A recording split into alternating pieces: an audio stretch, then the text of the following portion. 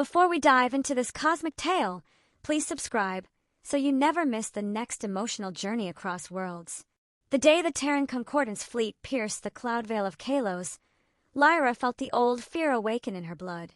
From the entrance of her cliffside spire, she watched the angular, gray ships descend like stones, their shadows staining the vibrant, moss-covered valleys below. Her people, the Kaelari, were weavers of light and song, their bodies adorned with naturally occurring bioluminescent patterns that shifted with their emotions. For generations, they had hidden their world, shrouding it in ionized mist, for the stories of humans were legends of a cold, metallic species that consumed worlds for their resources, deaf to the music of life. They were the unheard, creatures of silence and steel who saw beauty only as data to be catalogued and exploited. So when one of their scouts found her in the heart of the singing mangroves, a forest where the very trees hummed with resonant energy, she was certain her song was about to be extinguished forever.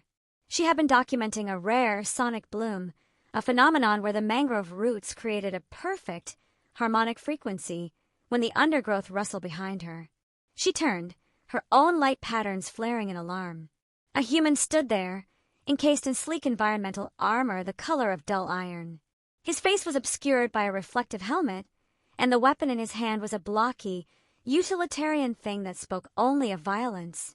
Lyra's heart hammered against her ribs, her song faltering into a terrified, silent vibration.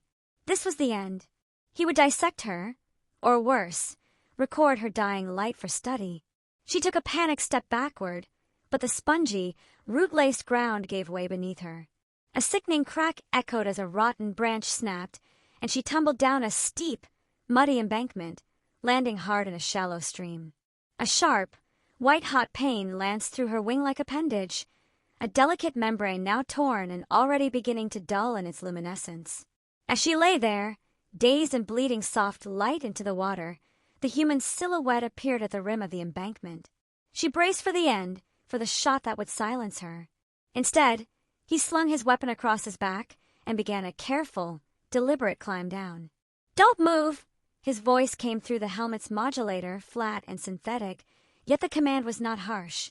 He knelt beside her in the stream, his armored form seeming monstrously large. Lyra flinched as he reached for her injured wing, but his touch, even through the glove, was surprisingly precise. "This is a bad tear," the modulated voice stated. He then did something that shattered every story she had ever been told.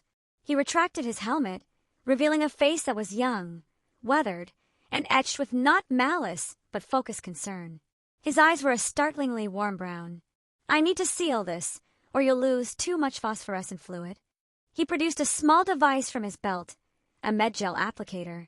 As he worked, his movements were efficient yet gentle, carefully aligning the torn membrane and applying the cool, stabilizing gel. Lyra could only stare, her fear slowly being replaced by a dizzying confusion. "Why?" she finally managed to whisper, her voice a faint chime.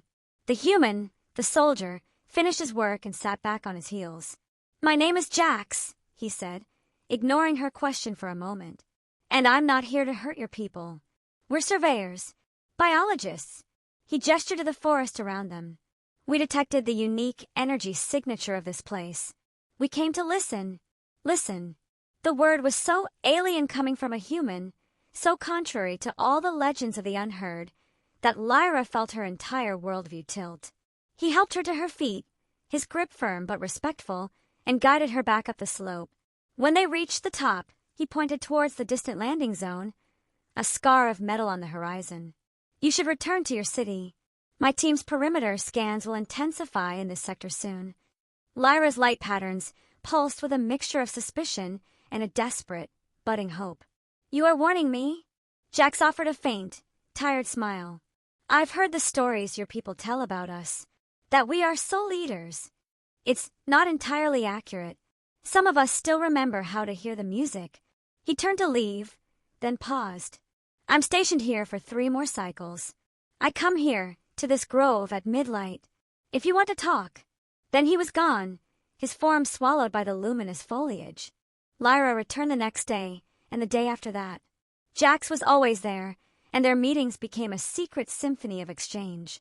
He showed her human technology, a datapad that could translate the complex frequencies of the mangroves into visual art, a recorder that could capture the subtle harmonies of her own bioluminescence. In return, she taught him how the Kaelari communicated through layered light and vibration, how the forest song was a living history, and how the planet itself was a single, vast, resonant entity. He didn't just observe. He listened, his head tilted, his eyes closed, truly hearing the world she loved. The monster of legend had vanished, replaced by a man with a profound curiosity and a quiet reverence that mirrored her own. In the dappled light of the mangroves, with the air thrumming with life, they built a fragile bridge across a chasm of cosmic misunderstanding. One evening, as the planet's twin moons began to cast their silver light, Jax's expression grew somber. "The Concordance is recalling us," he said, his voice low. "The initial reports have been filed. They've classified Kalos as non-viable for resource extraction and acoustically unstable. We leave at next dawn." A cold silence fell between them, more profound than any fear Lyra had felt before. "Will you come back?" she asked, her light dimming with the question. Jax shook his head slowly. "I don't know. Probably not. My duties, they lie elsewhere." He looked at her, his human eyes holding a sorrow that needed no translation. "Thank you, Lyra, for showing me that the universe still has a song. I thought I'd forgotten how to hear it." He reached out, not to grab, but to gently touch the back of her hand, where her light pulsed the softest. It was a gesture of pure connection, a final, quiet note in their duet. As he walked away for the last time, his figure blurring into the moonlit haze of the mangroves, Lyra did not feel the despair of loss, but the swelling crescendo of a new understanding. The stories were wrong. The humans were not universally unheard. Some of them were just waiting for an invitation to listen.